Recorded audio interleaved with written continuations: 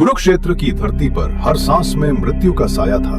यहाँ भाई भाई के खिलाफ खड़े थे और धर्म, अधर्म और नियति तीनों एक ही रणभूमि में भिड़ रहे थे। उसी युद्ध में एक 16 साल का बालक था, इतना साहसी कि देवता भी दंग रह जाए। उसका नाम था अभिमन्यु। लेकिन आज सवाल ये नहीं कि अभिमन्यु ने कैसे लड़ा, सवाल ये है कि श्री कृष्ण ने उसे मरने क्यों दिया। क्या वे चाहते तो उसे बचा सकते थे, या इस मौत में छुपा कोई दैवी रहस्य था। कौरवों ने उस दिन चक्रव्यूह रचा, एक ऐसा जाल जिसमें प्रवेश करना मौत को बुलाने जैसा था। द्रोणाचार्य, कर्ण, अश्वत्थामा और जयद्रथ सभी महारथी खड़े थे। पांडव सेना मौन थी।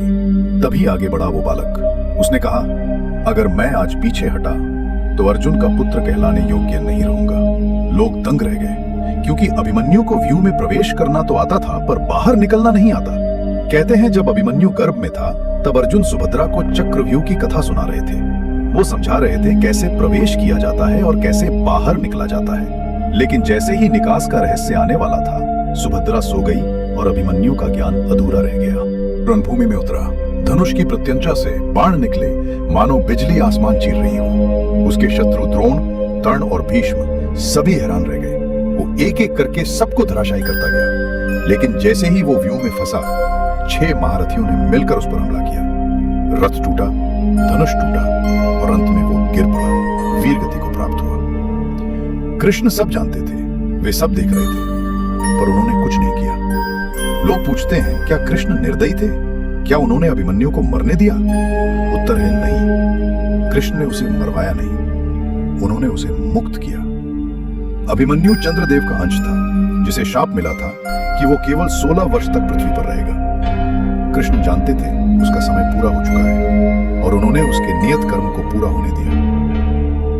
अभिमन्यु की मृत्यु ने अर्जुन के भीतर क्रोध की अग्नि जगा दी। उसने अपने धनुष को उठाया और कहा, अब ये युद्ध न्याय का होगा, अब कोई रुकावट इसे नहीं रोक सकती। उसने सूर्यास्त तक जयद्रथ का वध करने की शपथ ली और कहा, यदि मैं इसे पूरा नहीं करता तो स्वयं अग्नि में प्रवेश कर जाऊंगा। कृष्ण उसके पीछे शांत बैठे थे, उनकी आंखों में दिव्यता झलक रही थी। वे जानते थे कि ये क्रोध धर्म की आग है। अर्जुन अब वही नहीं रहा, अब उसके भीतर अभिमन्यु की आत्मा और कृष्ण की शक्ति थी।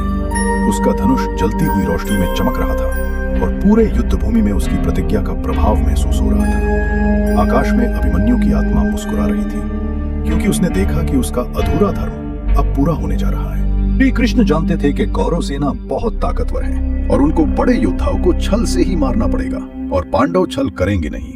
इसलिए पहले अभिमन्यु को छल से मरने दिया, जिससे अर्जुन ने प्रतिशोध के लिए अर्जुन ने अपनी पूरी ताकत से युद्ध किया और कौरव सेना का विनाश कर। कृष्ण ने शरीर से नहीं देखा, वे आत्मा से देखते हैं। उन्होंने अभिमन्यु को मृत्यु नहीं दी, बल्कि अमरता दी। उसका शरीर मिट गया, लेकिन उसकी आत्मा अमर हो गई।